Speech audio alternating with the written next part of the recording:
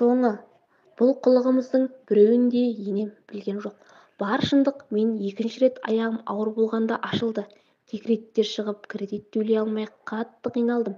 Солай жүргенде коронавирус басталып, ауылға бардық. Көп ұзамай екінші қызымды босандым. Өміріміз бір қалыпты өтіп жатты. Бір күні анам мен жеңгем келіп, айқай шығарып мені алып кетпекші екен.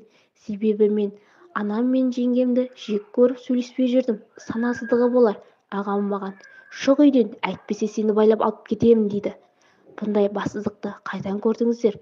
Өз қарындасының өмірін құртқандары аздай, енді міне отбасыма ауыз салды. Шарасыз күйге түскенмен, ешқайда бармаймын, не үшін кетемін өз үйімнен деген едім. Анам мен жеңгем мені сүйреп даладағы туалет жаққа барып, қазір бізбен кетпесең, бәріне бұрынғы қылығыңды, шындықты жайып, позорыңды шығарамыз. Ол кезде сені үйге кіргізбеймін, бұл жақта қуып жібереді деді. Қорықтым, бірақ бармаймын деп үйге қарай жүгірдім. Енем де артымнан келіп, сөзге араласып, анаммен ұрысып, қуып шықты. Енемді шақырып алып, өткен өмірімді бүкпесіз айтып бердім. Енем бұл жағдайды естіген соң, біраз уақытқа дейін өзіне келе алмай жүрді. Маған да артық сөз айтпады. Солай жүргенде анам звондап, жеңгең тамақ береді, үйге кел деп шақырды. Мен бармаймын десем, саған берген ақ сүтім арам болсын деген сөзіне қатты қапа болдым. Отбасымның барлығын блокқа салып тастадым. Оларды көргім келмейтін.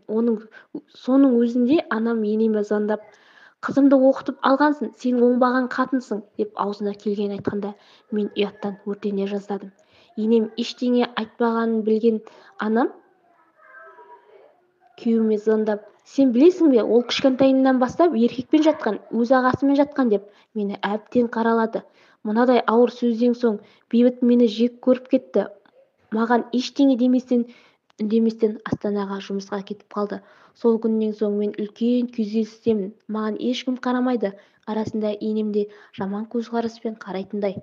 Менімен ешкім сөйлеспейді. Күйеуіме бар шындықты айту үшін артынан Астанаға келдім, бірақ ештеңе өзгермеді. Балалар үшін кешіремін деген сөзді ғана айтты.